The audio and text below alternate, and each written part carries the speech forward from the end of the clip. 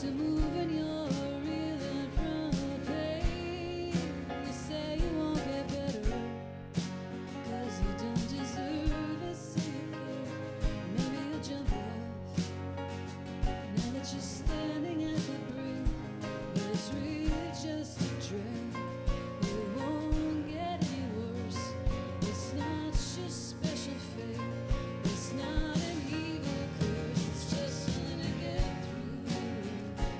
I'll bet you'll be laughing with your friends in the light of a better day.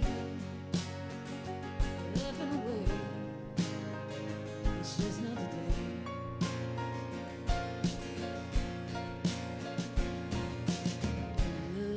Darkness still won't turn to dawn. It's like the underworld, nothing plays you wrong. You're the brightest one. You're turning the wheel the other way, happy to chase those glimmers of sun around the day. And there are no metal flowers, no colors in the sky. The dogs playing low, the fountain's running dry. It's just something to get through. I'll bet you'll be laughing with your friends in the light of a better day. Laughing away.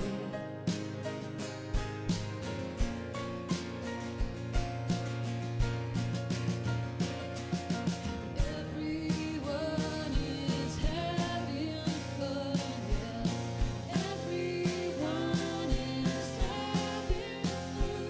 There's someone bouncing their step back in the rain. Grieving's what you got. It's not a personal thing.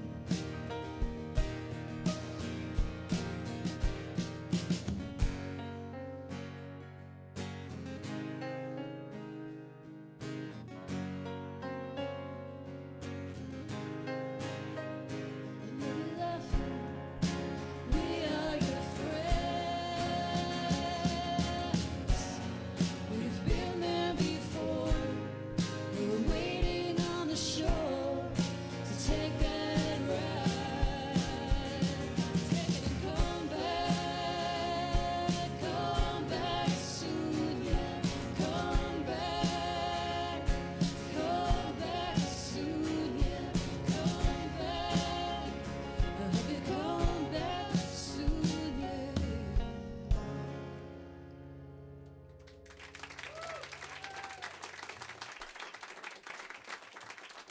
That's it. Miss Dar Williams in the Skype Live studio with us. Let me come around here. How are you doing this afternoon? I'm great, thanks. Thank you for coming back to Portland. Anytime. They dig the city, like-minded souls kind of thing? Yes. Yeah, you can say that. Sometimes. Well, I just want to say, too, when I told some people in my life that I was going to be talking to you today, you definitely caused quite a stir. I'd have to say that the most educated and enlightened women in my life have been listening to you specifically for the last 20 years. Oh, they're my girls. Yeah, they are. That's nice. It's a good relationship. And I kind of know why. Why do you think that is? Well, you know, I lucked out because the 90s were just a very social time. We had a very social president. We had a very, you know, and it was kind of this big gender time. Like everyone was like, what's a guy? What's a gal? And coincidentally, in the middle of that, I wrote this song called When I Was a Boy about me. And I swear I wrote it, you know, sitting on my futon in earthy, crunchy Northampton. Like, I'm just writing this for me. I'm just going to write this for, you know, anyone who wants to. You know, I just really wrote what I thought was important, you know, from my solar plexus, but it turned out to hit a nerve at that time, and that kind of gave me an excuse to go ahead and keep writing like that.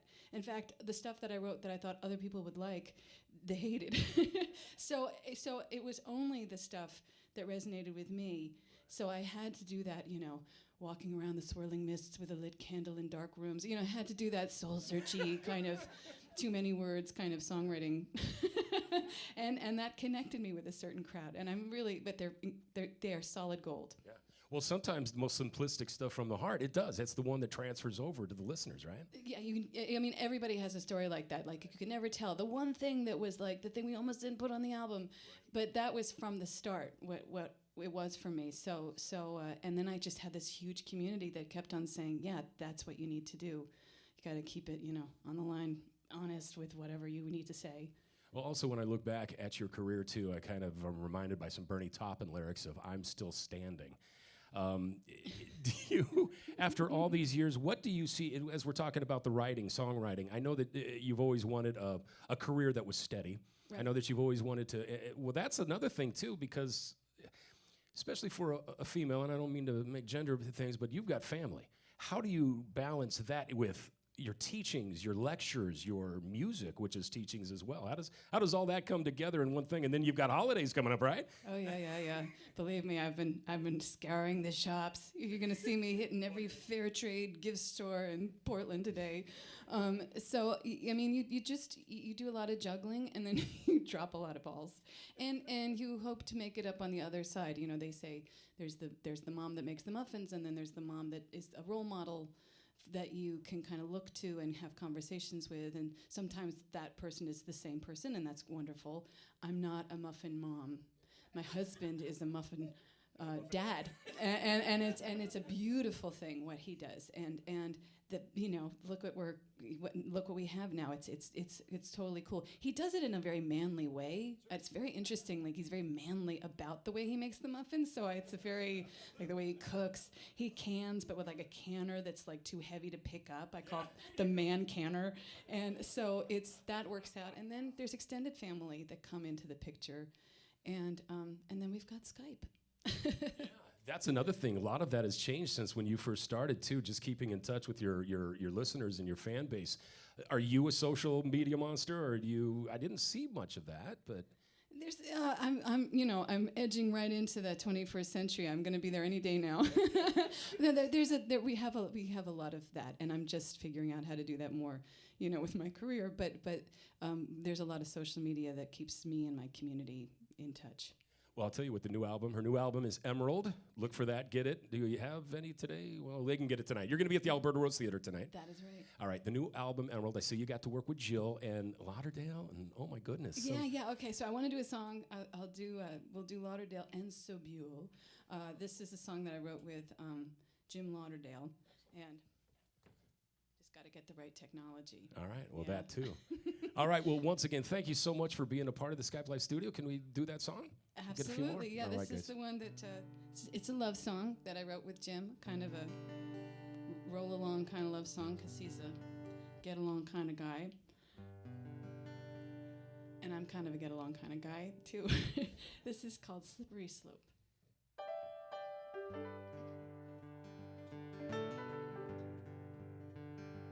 Will we tie that knot? Just look at those rings we got. Gonna wear 'em each year after day.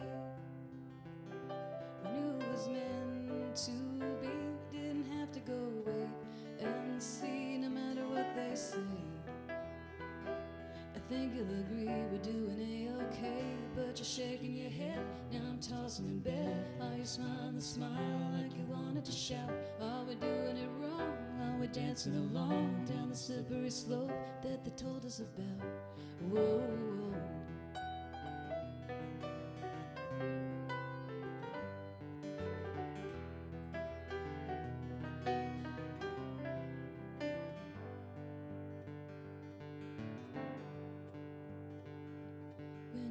Do that thing that's stubbornly not talking. Just say it's me, I'll say it's true. For I'm a horse's ass in a dancing class, just getting around, apologizing and knocking everybody down. Am I saying too much? Not saying enough. In the push and the pull and the working it out. Are we letting it slide? Are we taking a ride down the slippery slope that they told us about? Whoa.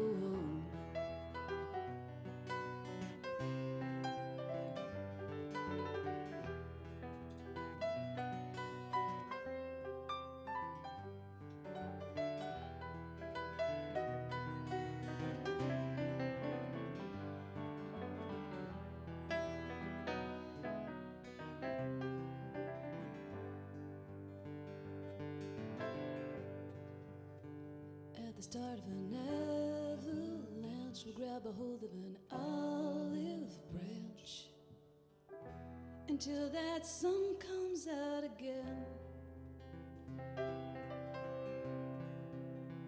How about in the things we do? You think of me and I'll think of you right through to the end. Hand in hand as we go, and the best of friends. You're my beacon of light, you're my noblest fight. You're the surest of things that I ever have found. There's a twist and a turn, there's a bridge you can burn, there's a slippery slope, let's stand our ground. Whoa, whoa.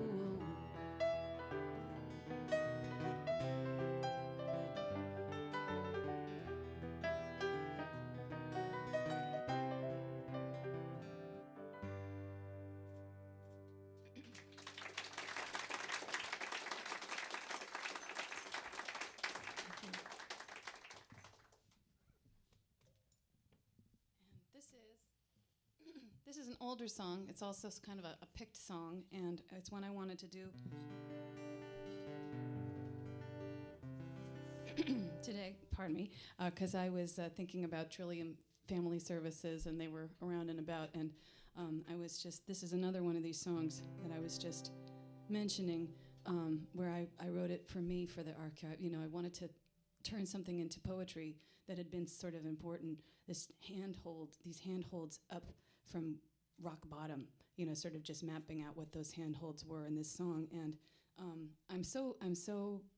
really met a lot of people through this song, a lot of very sensitive, wonderful people who have also had to navigate those handholds and footholds. So that's been a real community for me to meet. This is called After All.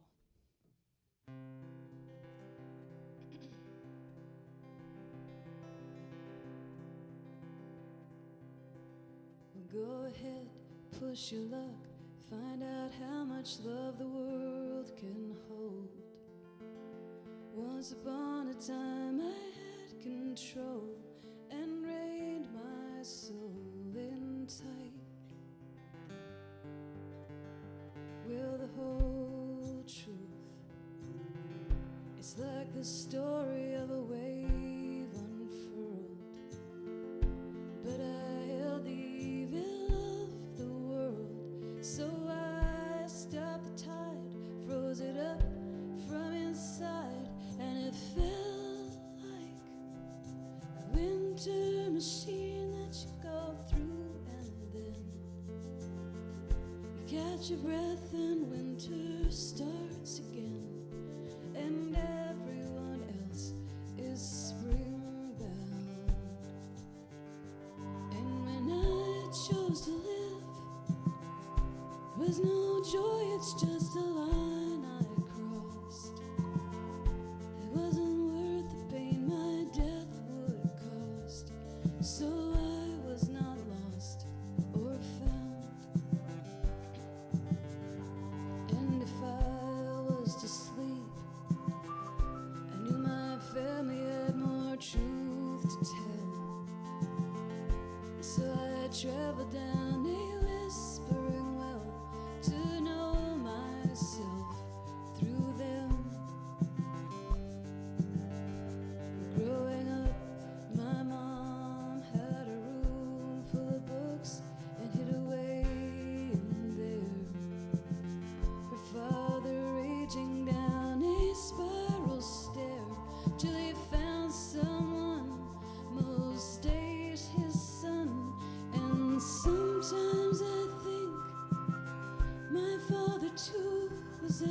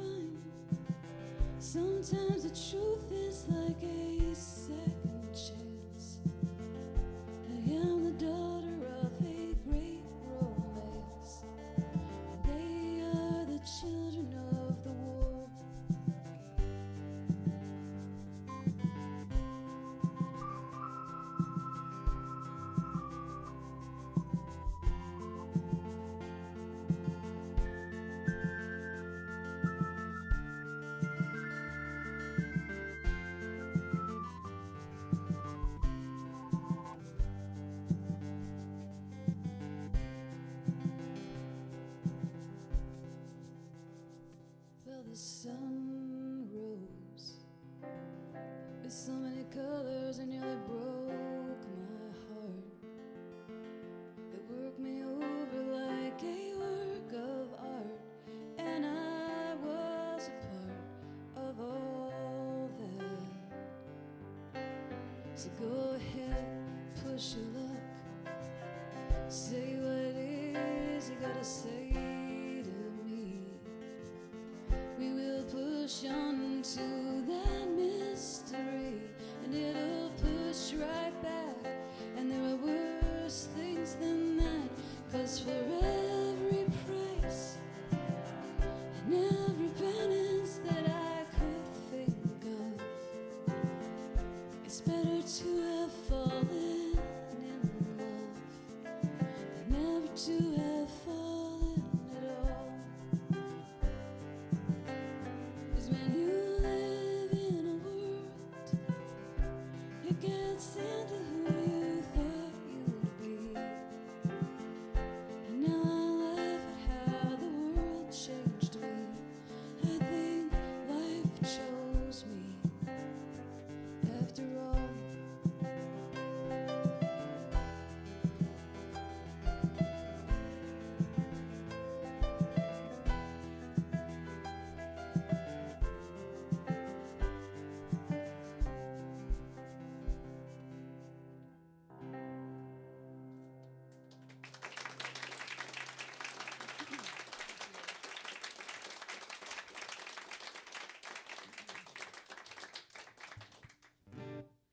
Thank you. This last song is the one that I wrote with Jill Sobule, so it's kind of a contrast from what I just played.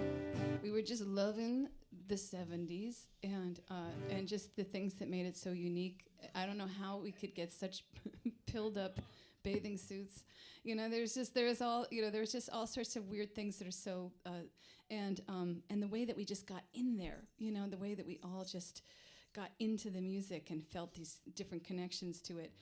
It's similar but way different now, I think. And so we had an incredible time writing this song together. She really, her sticking point was that she really wanted Patty Hearst in the song. She just felt like their 70s weren't complete. And I was like, Queen. For me, it's Queen. Never before, never again. Just changed, shape-shifted in so many incredible ways that were so good for the world. She's like, absolutely. So, this does have the lyric, FM radio, everywhere I go, FM radio, call of the night, which, means nothing, except for a 15-year-old. They just like to say stuff like that, call of the night. But it is a shout out to the nighttime shamans of FM radio, of which there were many, I'm sure, around here as well. So if you can join us on this, that's awesome. This is Matt Mayhall on the drums.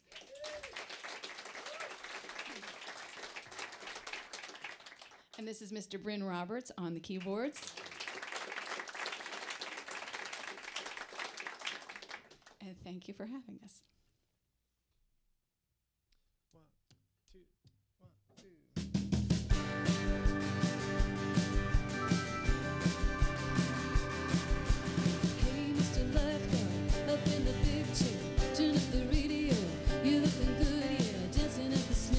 Singing to each other, we know the words from the record back cover.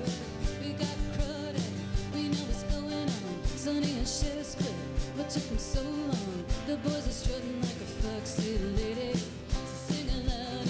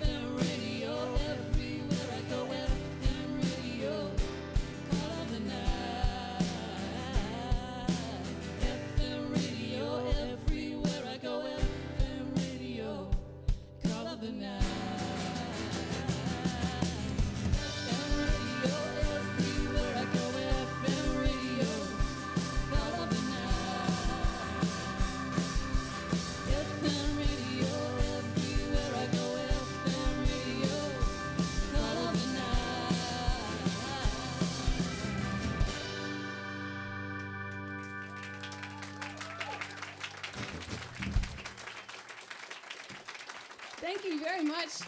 Thank you. Miss Dar Williams, everyone, tonight at the Alberta Rose Theater. Thank her for being here.